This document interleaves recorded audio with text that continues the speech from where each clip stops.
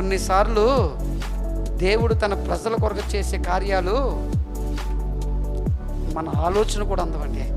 అప్పటికప్పుడు సహస్రాధిపతి ఒక నిర్ణయం తీసుకున్నాడు. వెంటనే పౌలు ఇక్కడ ఉండడం క్షేమం కాదు, ఇక్కడ ఉండడం సురక్షితం కాదు, ఇక్కడ ఉండడం మేలు కాదు. పౌలు వెంటనే ఎక్కడ పంపించాలా?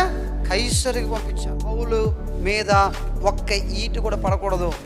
200 ఈటెలు పట్టుకున్న వాళ్ళని, ఆయుధాలతో యుద్ధం చేయగలిగిన వారిని ఒక సెక్యూరిటీగా పెట్టి తీసుకుని పోయారు.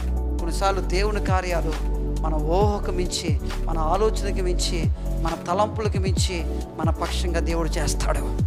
నీ చుట్టూ ఎంత ప్రమాదం ఉందో, నీ చుట్టూ ఎంత అపాయం ఉందో, నీ చుట్టూ ఎంత కీడుందో, నీ చుట్టూ ఎంత ఇబ్బంది ఉందో అది మాత్రమే చూస్తున్నావు. కానీ నీ చుట్టూ దేవుడు ఎంత కాపుదల పెట్టాడో, ఎంత భద్రత పెట్టాడో, ఎంత సంరక్షణ పెట్టాడో అది నువ్వు చూడలేకపోతున్నావు. అందుకే నీ మనస్సు కలవరంతోనూ, భయముతోనూ, ఆందోళనతో నిండిపోతుంది. ఈరోజు ప్రభు నీతో చెప్తున్నాడు, నీ చుట్టూ దేవుడు పెట్టిన భద్రతని, నీ చుట్టూ దేవుడు పెట్టిన ఆ సంరక్షణని చూడగలిగితే ఆ ప్రభువును బట్టి కొండంత ధైర్యంతో నీ హృదయం నిండిపోయి ప్రశాంతంగా కూర్చుంటావు.